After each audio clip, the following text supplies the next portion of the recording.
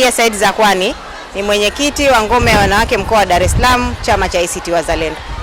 Tuko katika shule ya Tandika kwa madhumuni ya kuleta taulo za kike kwa watoto wetu wa kike, na kauli mbiu yetu inasema mbakize mtoto wa kike shuleni. Na tumeamua kuleta hizi pads kwa sababu watoto wa kike wanaweza wakaingia kwenye siku zao wakiwa wako hapa shule, inakuwa mtoto anachanganyikiwa kidogo kuona mpaka ende nyumbani akabadilishe, atachafuka. Lakini akiwa hiyo hali imemkuta hapa shule, atakwenda tu kwa mwalimu wake na atapewa pads yake, anaenda anajistiri na anaendelea na masomo.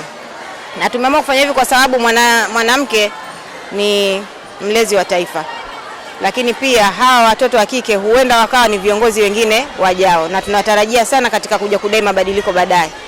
Sisi kitaifa tayari tumeshaazimisha, na tumeazimisha kwa maombolezo ya tarehe 29 katika siku ya uchaguzi wa 2025 mauaji yaliyotokea. Kwa hiyo sisi bado tunaomboleza katika hayo maombolezo, lakini sisi kama mkoa tukasema lazima tumbakize mtoto shuleni kwa sababu tunahisi watoto wa kike ndio wenye uchungu sana na familia.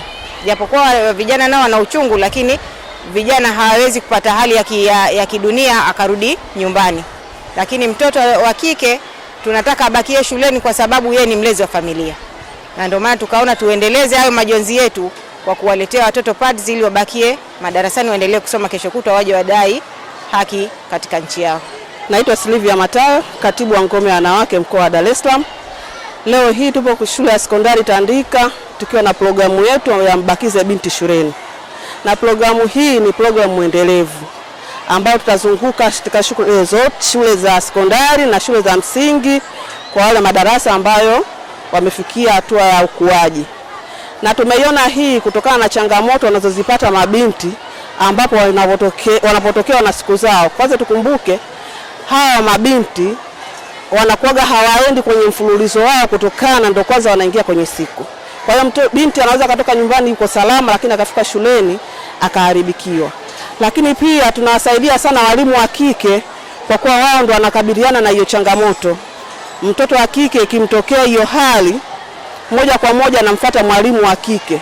Kwa hiyo la hasha atoe akiba yake kwenye pochi au atoe pesa ampe mwanafunzi akanunue. Kama hana, inabidi yule binti arudi nyumbani ili akajistiri. Kwa hiyo tumeamua kuanzisha hii programu hii endelevu ambayo tutazungusha katika shule zote za Dar es Salaam. Lakini pia tumeanzisha leo kama maadhimisho yetu ya siku ya mwanamke duniani. Tumeamua kumfikia binti ikiwa ni sehemu ya siku ya mwanamke duniani. Chama chetu kauli mbiu yao inasema machozi ya mama ni deni kwa taifa. Kwa hiyo sisi hapa kuna watoto wengine ambao wameguswa na yale mauaji ya tarehe 29. Kwa hiyo hizi tunavotoa huu msaada pia tumemgusa mtoto ambaye walioathirika na ile tarehe.